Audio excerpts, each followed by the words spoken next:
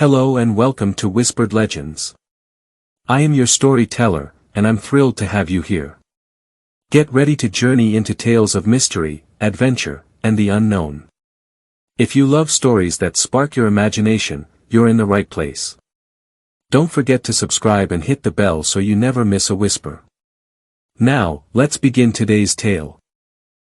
The legend of El Dorado is one of the most captivating and enduring myths in history, drawing explorers, adventurers, and dreamers for centuries.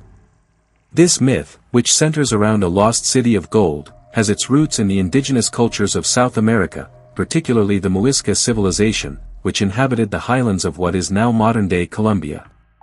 The tale of El Dorado has evolved from a story about a golden king to the widely recognized narrative of an entire city or kingdom filled with unimaginable wealth, hidden deep in the uncharted jungles of South America, waiting to be discovered by those daring enough to search for it. The legend has gone through many transformations over the centuries, evolving from an indigenous tale to a pursuit that would drive Spanish conquistadors to the edges of the known world. Despite the fact that no such city was ever found, the myth has endured for centuries, becoming a symbol of the allure of treasure, the folly of greed, and the human obsession with gold and riches. The term El Dorado literally translates to the Golden One, a reference not to a city or treasure trove but to an individual, the Zipa of Bacata. The Zipa was the chief of the Muisca people, a group of indigenous people who lived in the highlands of modern-day Colombia. According to Muisca tradition, the Zipa, during sacred religious rituals, would cover his body in gold dust, giving him the appearance of being entirely made of gold. This ceremony was seen as a form of divine worship, in which the Zipa symbolized the link between the Muisca people and their gods, particularly Su, the sun god. The most famous ritual involved the Zipa traveling by raft to the center of the Lake Guatavita, where offerings of gold and precious stones would be made to the gods. These offerings were placed into the lake as part of the sacred ceremony. The sight of the golden Zipa, with his golden raft and the accompanying gold treasures, captivated the imaginations of the early European explorers who encountered the Muisca people, and it wasn't long before these sacred practices were misinterpreted and woven into the myth of a city made entirely of gold. Over time, the story of El Dorado evolved in the minds of the Europeans from the story of a golden king to a grand lost city of gold. This new version of the myth would soon spread throughout Europe and beyond, becoming one of the greatest legends to emerge from the age of exploration. The legend of El Dorado began to spread rapidly after the Spanish conquest of the Americas. Spain had already discovered the vast riches of the Aztec and Inca empires, but rumors of El Dorado, a city filled with unimaginable wealth, soon captured the attention of Spanish conquistadors, who were driven by an insatiable hunger for gold. The idea of an undiscovered golden city fueled their imaginations, leading many to embark on dangerous and often futile expeditions in search of El Dorado. The Spanish quest for El Dorado was not merely a desire for treasure but also a reflection of the wider European fascination with the unknown world and the belief in mythical realms hidden from the view of Western civilization. The myth grew more complex as the years went on, and as more explorers ventured into the jungles of South America, the idea of a city teeming with gold and treasure seemed more plausible. The expeditions, however, almost always ended in failure, and the myth continued to evolve into a symbol of unattainable riches. The first major Spanish expedition in search of El Dorado was led by Gonzalo Pizarro, a Spanish conquistador and the brother of Francisco Pizarro, who had famously conquered the Inca Empire. In 1539, Gonzalo Pizarro embarked on an expedition from Quito, in present-day Ecuador, leading a large group of soldiers through the Andes Mountains and into the heart of the Amazon rainforest in search of El Dorado. Pizarro's journey was grueling, and the hardships he and his men faced were extreme. The expedition was plagued by severe illness, hunger, and a lack of supplies, leading to the death of many soldiers. As the expedition ventured deeper into the jungle, Pizarro's men encountered indigenous groups who spoke of vast treasures and cities of gold, further fueling the desire to continue the journey. But despite months of travel, Pizarro and his men found no trace of the fabled city. His expedition turned back in failure, having found neither gold or a lost civilization, but the myth of El Dorado continued to grow. The first major Spanish expedition in search of El Dorado was led by Gonzalo Pizarro, a Spanish conquistador and the brother of Francisco Pizarro, who had famously conquered the Inca Empire.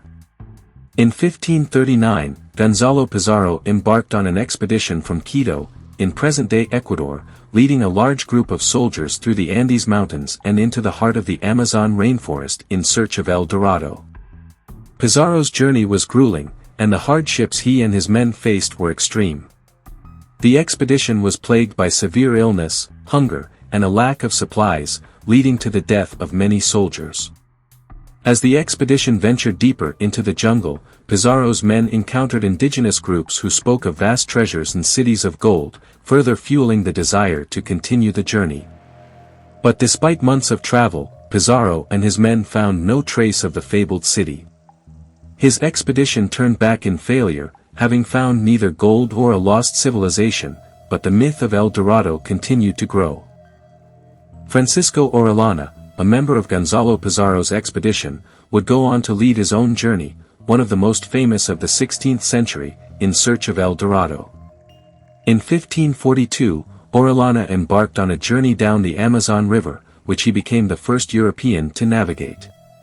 His expedition was filled with peril, and Orellana's men endured extreme hardships as they ventured through hostile territories. Along the way, they encountered numerous indigenous tribes, some of whom spoke of golden treasures, further stoking the myth of a lost city.